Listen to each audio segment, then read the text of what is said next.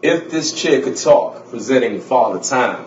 It will let you know we down here in Anacostia Arts Center at the Hive, and we are chopping it up with two dope dads. And these two kings is going to talk to you about what it's like to be a son, what it's like to be a dad, and what jewels they have for those who don't have any kids. So y'all stay tuned. Got my man JR, my man Molly. Yes, indeed. Stay tuned. What time is it? Father Time. Father Time. Yeah.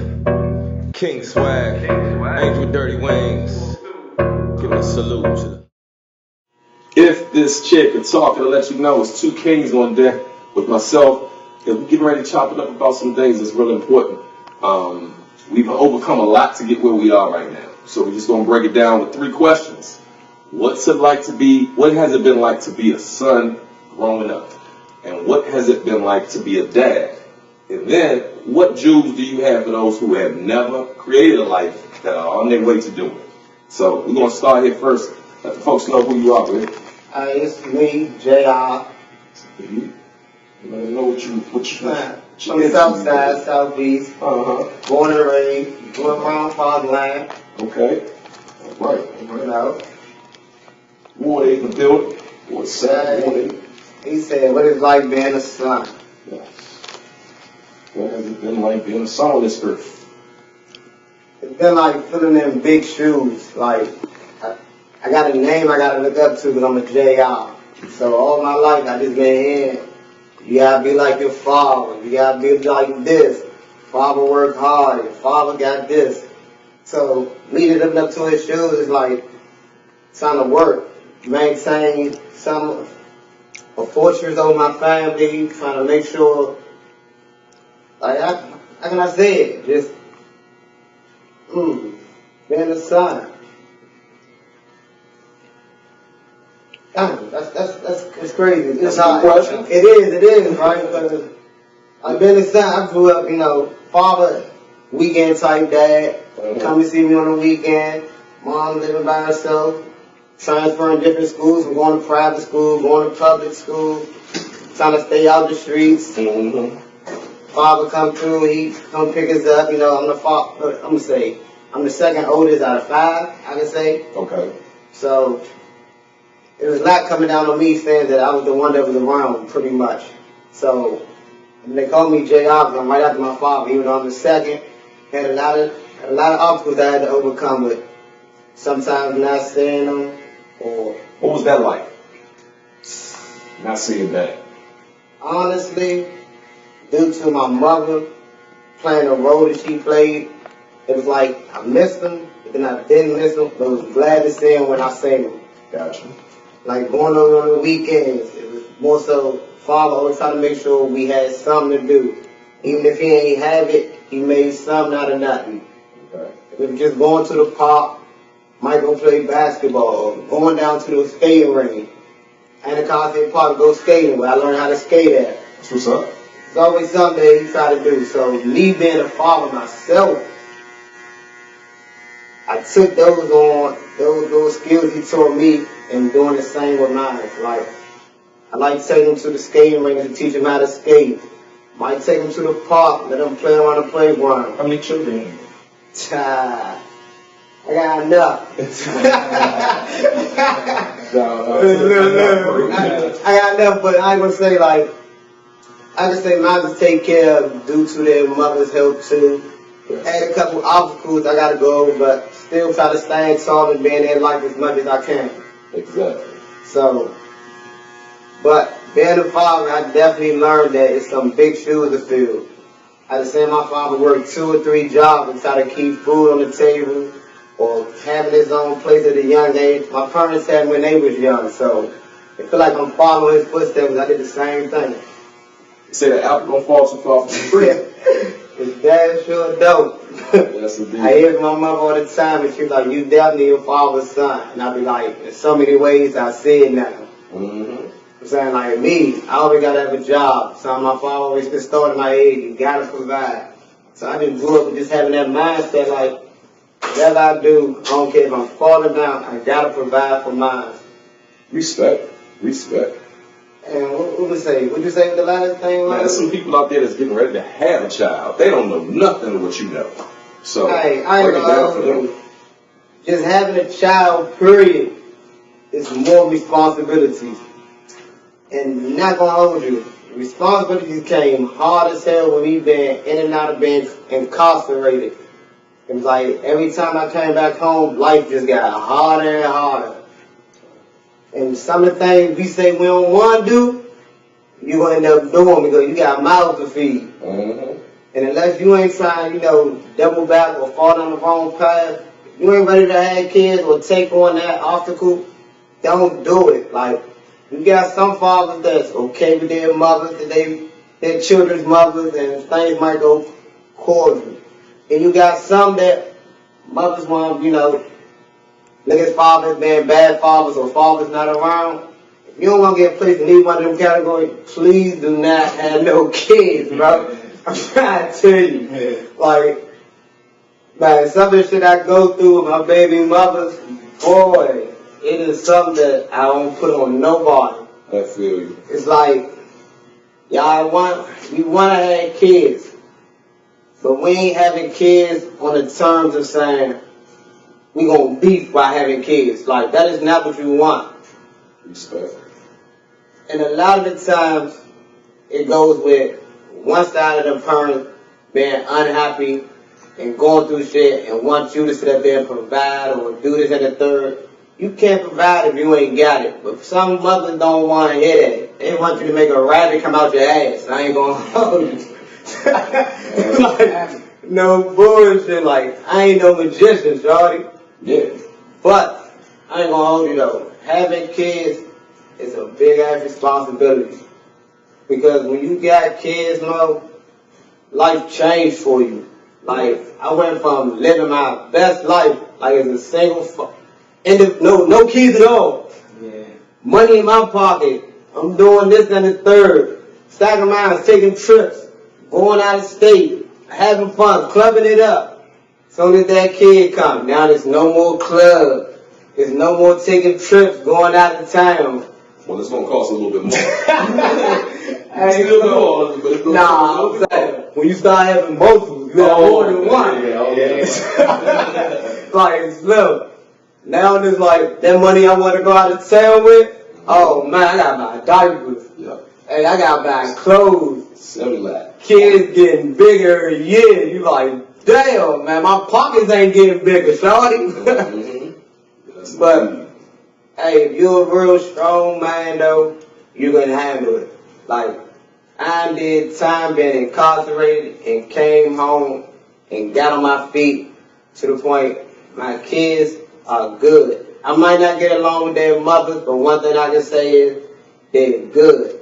Yes. So, Respect that, because honestly, you know what I'm saying, when you have them young, it's such a change of pace for you, like you said, the change of pace when you go from just me to we. see, but it's kind of funny though, because I ain't even had a pleasure, like with my oldest two, I didn't even had a pleasure actually being around them when they was young. Mm-hmm. Because me being incarcerated, I did almost 6 years, so in the process of making them, mine was little, so I ain't even get the pleasure in really going through the hard times and all that. I got them a little bit older when they got more concept on life, so I ain't really get to go through the diaper changing for real, or the gotta go get the Similac, go get this milk and all that.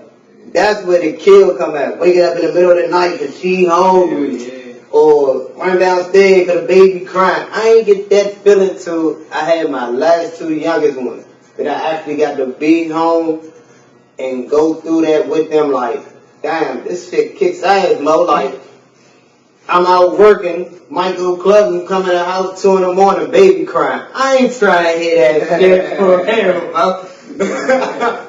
Like, for real, bro. Like, you killed my whole buzz, but that's what you gotta go through. Especially in father time. Yes, indeed. I'm trying to tell you, and I can tell you honestly, I was not prepared for it. Some days I still feel like I ain't prepared for it.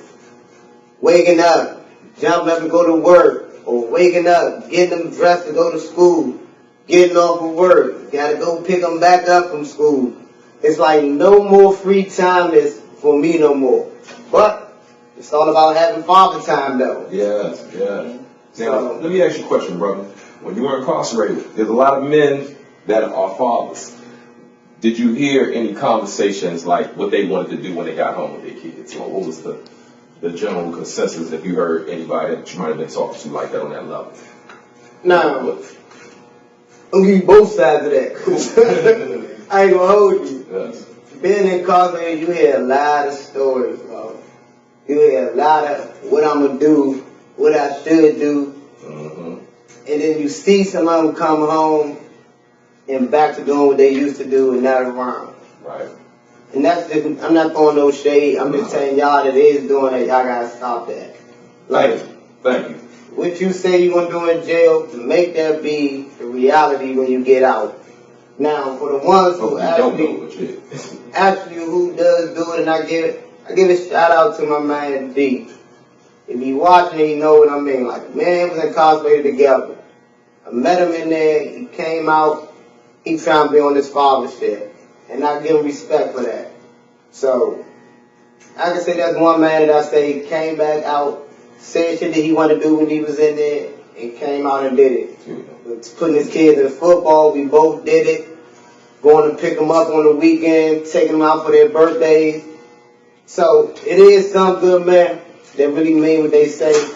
And for the ones I don't know, hey, get on your shit. All right. And that's what we're talking about here on Father Time. You know what I'm saying?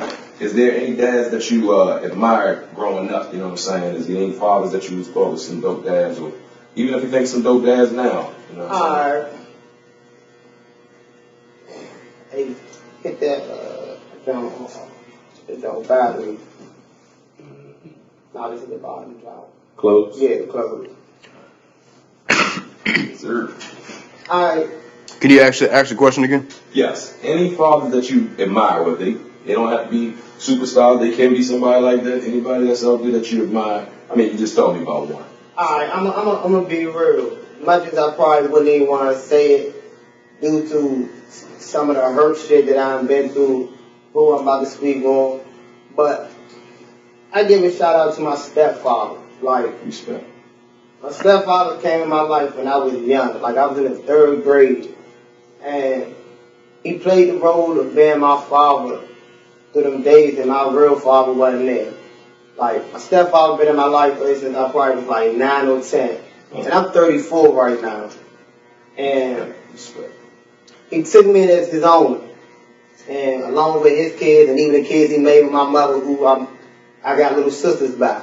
But I give him a big shout out because he made sure we didn't want for anything. And he took me in like I was his own. So, to this day, he still helped me out with shit. Yes, indeed. Shout out to my stepfather, William Ellison, who we had our differences, stuff I did not like, but I knew he did love my mother, he loved us, and he provided. So, yes, indeed, we got to give our shouts and give our flowers while alive, because brothers don't even know what's going on. We had so many things popping off. Got so many fathers killing each other. Got fathers wanting to go suicide. So when some father has shown you some love, you can reciprocate that, even if it didn't come from your own father. You know what I'm saying? Right. So you definitely got to give props to them ones that took us, and they didn't make us. You know what I'm saying? But they put clothes on our back, made sure we was good in whatever different ways. And even though I might not have liked them at different times growing up, overall, when I became a man and knew I had to take on responsibilities, I had to look at that man and what work he put in with me and my sister. You know what I'm saying? So shout out to William Ellison, Papa Song. You know what I'm saying? Shout out to my father, Leon Harris. Shout out to all of my uncles, everybody who put their hands to helping me get to where I am now. You know what I'm saying? Y'all are tuning into Father Time. Welcome to Win Network, where we are looking to create the win-win in business. Have you ever had the problem, once you've shot some great photos or great footage, that you needed someone to edit it? Look no further, we got your solution. Editors are us. Leave it to the experts for all your post-production needs. We are here for you 24/7. Post-production is our specialty, but we shoot, produce, direct, consult, and train anyone interested in digital storytelling and any form of video production.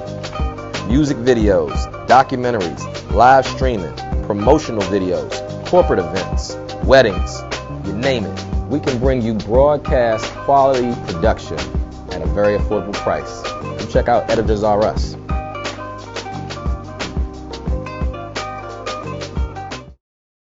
And now, my man who's in the chair, this father right here, I came to know a few years back, and he has a daughter just like I do, and but I've come to know Maul as a serious survivor of a lot of things, so we're gonna just get it chopped up. Man, Mom, Robson, you know what I'm saying? You gotta slide on over there to the bar with them. You You gotta get it down there. You gotta get it cut. John, is I'm good in it. Yeah.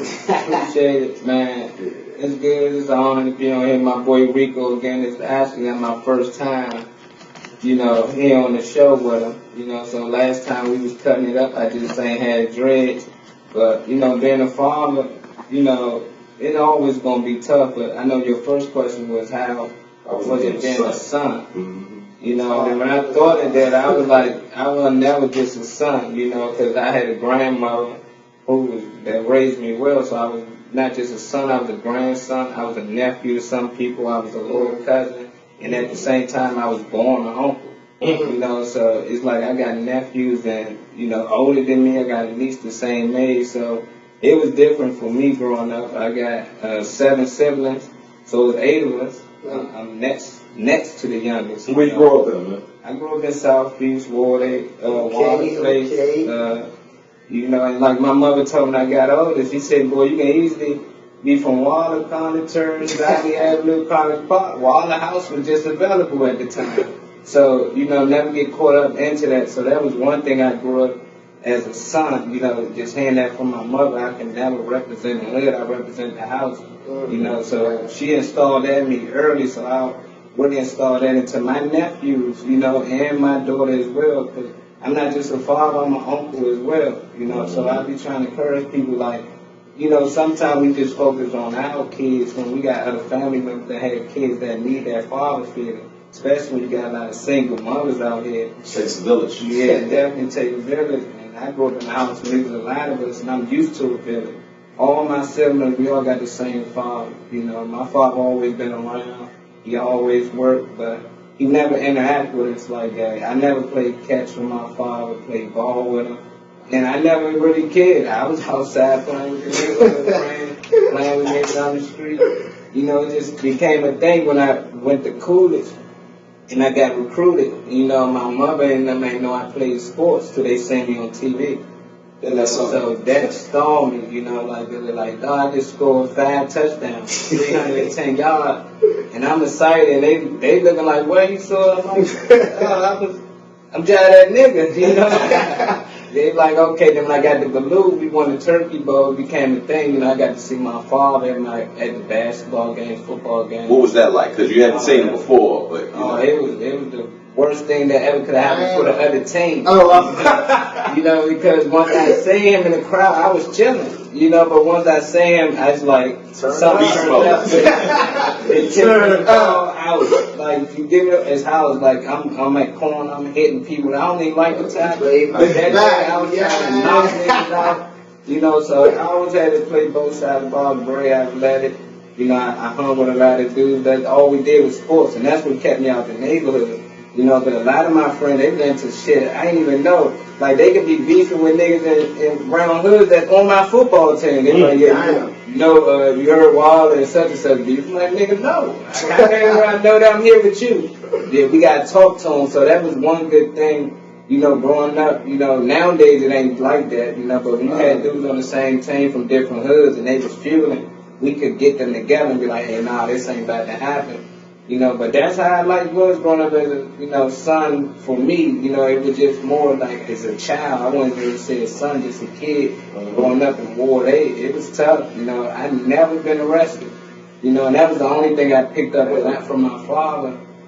All my friends was getting arrested. And when they used to come home with story shit, I'd be mad I couldn't get in some of the stuff. Like, man, we got into a fight, nigga. Such down there, you like, you missed it? Yeah, you do. Like, who down there? Like, oh man. So my father, like, you gotta learn from others' mistakes.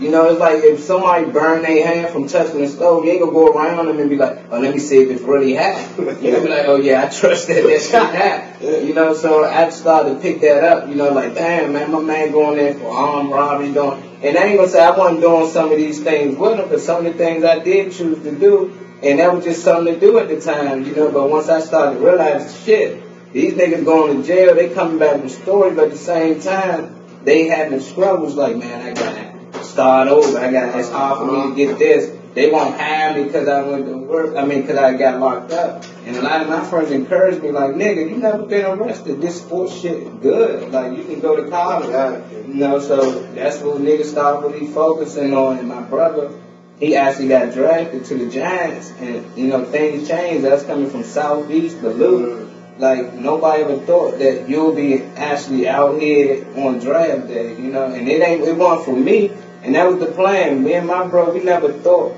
he'd make it to the NFL. We always had plans like, yeah, bro, when I make it, you know, you gonna be my bodyguard, you gonna be this and that. Whole time, I ain't never been this nigga bodyguard. At 5'2", you know, this nigga 6'3", 310. You know, he's the number one player in the country, but, you know, it just like, things just changed for me. So when I became a father, it was just difficult, you know, because I got a brother that will basically give my child anything and make sure I got everything that I need. But I was his manager. I got paid 1% for his contract. So every time he got paid, I got paid. But then I started to meet other players in college. I started to become their manager. Zach Brown, Robert Quinn with the Eagles right now, Super Bowl champ. You know we're going to get in there. But Marcel Darius for the Bills. Yeah, and that's what I'm saying. This is actually recorded, so like niggas know who watch this, like this ain't no like this play, like this is what I was really doing. I was out here managing NFL players, living that life, but when you got a child back at home, it's hard to actually enjoy yourself, because I wanted to be around my baby. But at the same time, I needed to make the money to take care of her, so I didn't know how to balance that out. But I'm like, man, just be patient, understand, man, you and your partner got to be on the same page. If you disciplining your child or she disciplining her child, do it one at a time and do the same. Even if you disagree, never go in conflict around your child. Like, no, I told him to do this. No, but I said this, because that's when things become confusing. Yeah, we ain't got time for that. And you're going to go through some things with these kids. Like, I went through the late nights, had to rock her, 3 in the morning, get her in the car, drive her to the block, get her to sleep. Let me in. Yeah, everything, man. And I was like, man, why did I do this? But the older she got, the more I got good at it, it became easy. They don't cry no more. They tell you what they want. I'm hungry. But crying was their language, and I started to understand that, okay, when she cried, she hungry. Other than that, my daughter barely ever cried, you know, unless she fall or hurt herself. So it seemed like that was the way that babies talk, and some people get frustrated, but whenever you hear your child crying, that's your baby trying to communicate with you. Even if they spoil, they saying, pick me the fuck up. They gonna cry all day until you pick them up. So you gotta know the difference, though. But don't be scared, man. Just understand you was a baby at one point, and your parents had to take care of you, and that's the only reason why you're here. They say when I was a child, I thought like a child, I reasoned like a child. When I became a man, I put away childish things. If this chick could talk, I'll let you know it's father time. Stay tuned. They say teamwork makes the dream work. Let's put this in effect, people. I have a plethora of shows, and it's going to take, like anything, time is money and money is time. I'm not bought by any corporations. So right now, what you're getting is that raw, straight from good imagination, creativity, and everything. And we could really use your support. We have so many great platforms that we're going to give folks knowledge of, that, you know, is exclusive, you know, that is great performances, great expressions of art. So I would be lying to you if I said we wouldn't need your help. Every little bit counts. Every little bit helps. So if you feel inspired, edutained by what it is we do, we would love your contributions. The laws of giving and receiving. We are going to be giving. We definitely could. We would appreciate receiving any of the good energy you could send our way. And if you want to do that, the Cash App is #Rico Jerome 7, and that's my Cash App. That contributes to the places and the facilities and the the bills that have to be paid when we do it, what it is that we're doing as we're serving our good edutainment out to the folks that really could use it and benefit from it. So we thank you for that. Also, you can find us on TikTok, I Give a Damn Jam, as well as you can find me on Angel with Dirty Wings 7 on TikTok. You can also find our company edutainment platform on YouTube, Wisdom Inc. Inc. Network YouTube channel. You can check us out, and you see a plethora of our I Give a Damn Jam shows, to some of my music. Yes, I do have music on there. You can check it out at Angel with Dirty Wings. The music there, I will pop up with different things like that. Also on Facebook, check me out, Leander Rico Jerome. On my Instagram, it's also Wisdom _INC _ network. And you can email us also at Fight to Win, PHIGHT, 2 WIN @gmail. And you can contact us if you need editing help, if you need shooting, if you need shooters, if you need photo sessions, if you want to put your interviews out there, if you want to put anything that you want on that platform, we have a plethora of ways to get that done for you. So check us out, Wisdom Inc. Network. Holla at us. Let's make this win-win. Salute. Thank y'all for tuning in.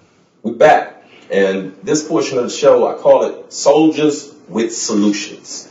There's a lot going on. We're seeing a lot of fathers taking out fathers, and we're trying to get to the germ of it, because it's self-hate. When we see each other, we should see all-stars, because we had to overcome a lot to ball in this game that we're living in right now. Shout out to a good brother of mine, a good barber from uptown. His name is Mike.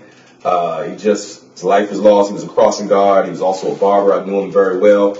And 4 children no longer have their dad. He had an 8-month-old, a 2-year-old, and he has a 17 and an 18-year-old.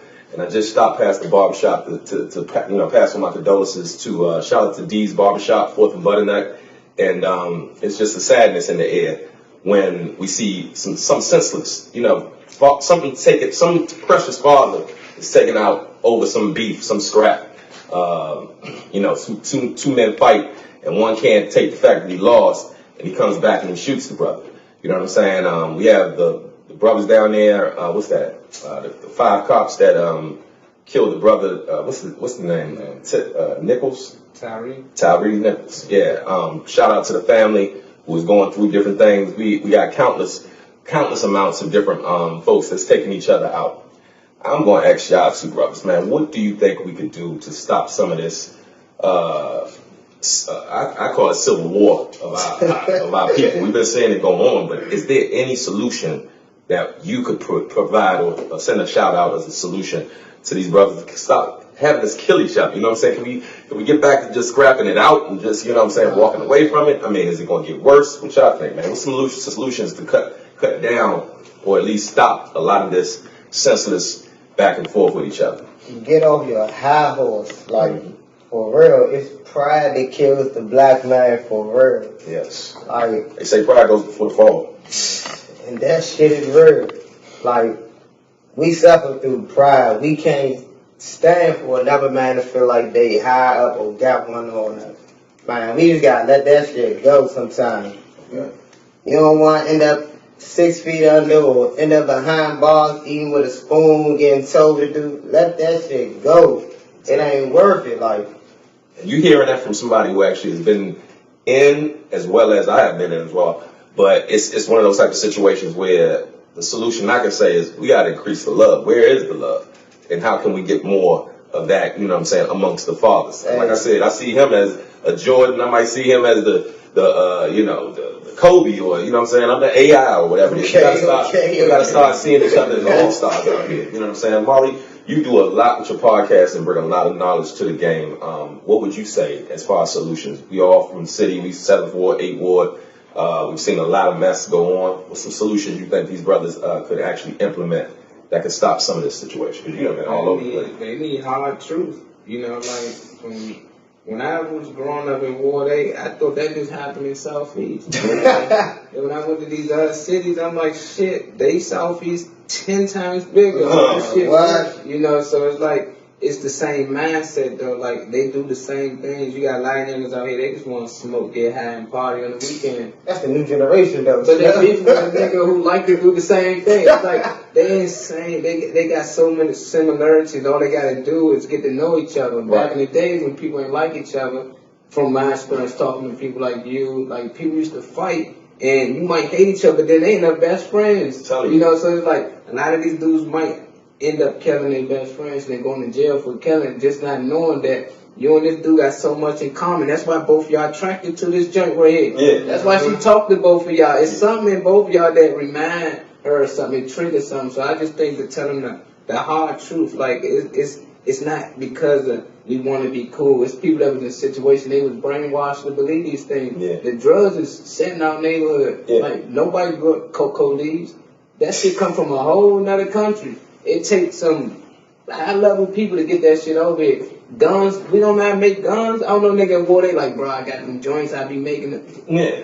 They dropping it off in the neighborhood, the liquor store in every block. Okay. You know, so it's like they keeping us at a low frequency and a low level, and them the people who raised us. We raised by crackheads mostly. Yeah. You know, because most of the gangsters or so-called gangsters was locked up Yeah. for one bag of drugs, you know, to dime bag now. Yeah. But they doing 30 years, so now the father's not around. Exactly. You gotta tell the kids the hard truth. If you go out here and you do this, you can possibly get killed or go to jail. You know what's crazy though? So, like you saying drugs, you know, we need to cut out.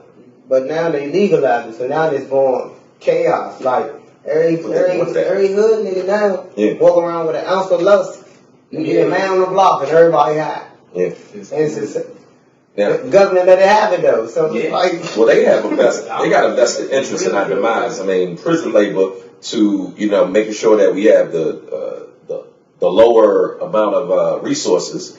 All this creates a melting pot of fuckery. And I see so many unfortunate lives being taken, man. It's blowing me, honestly. I mean, you see the rap beast. And I got to shout out Fat Joe for now appreciating 50 Cent and them both having, I guess, a mutual appreciation. But had they took each other out, you know what I'm saying, they wouldn't have been able to have this day to sit around on podcasts and say, man, Fat Joe is like, yo, you need to study 50 Cent. He overcame so many odds to get here. He's giving that father props now. You know what I'm saying? But I see 50 going through situations with his own son. So even though you might have, you know, a successful life, the mother sometimes might pollute the child, and then next thing you know, he has a certain way to it. We've been seeing that play out. We've seen Master P and Romeo and his own son play out in different situations. But at the end of the day, love wins. That's what I believe. Life is fickle. You know what I mean? And brothers need to have a better solution of working it out. You know what I'm saying? The government is doing a lot to make our hoods hot and crazy. So for real, you know, you got the Willie Lynch syndrome that's still been plaguing us. You know what I'm saying? And for real, the only solution out of it is love and staying connected to your maker. Because if you know what your purpose is, and your purpose is to help, I mean, they say it's all fair in love and war. So we see that America loves to create wars. And unfortunately, we're caught up in the middle of this situation. So it almost seems like it's hopeless.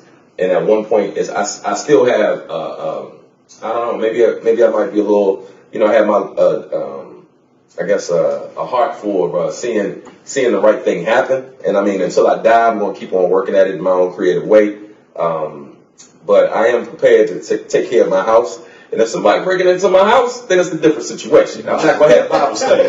You know what I'm saying? I'm going to protect the house. There's a difference between protecting yourself and then affecting somebody else's life. And I hope that you learn something on Father Time from these two good G's right here that's doing their thing and knowing that they're contributing to life. So if you see these brothers out here, you know we're doing something well. So don't take us out. You know what I'm saying? We were helping your sons. I helped raise 3 sons that aren't even mine, but they're like mine with Bond. So shout out to Debbie Air, shout out to Sam, shout out to Daquan, also shout out to Lyric. But this is Father Time for a reason. If this chick can talk and let you know, love wins. You heard it from Marley Marl, my man JR, shout out to John behind the camera. Y'all stay tuned for next week. Coming back with more Father Time.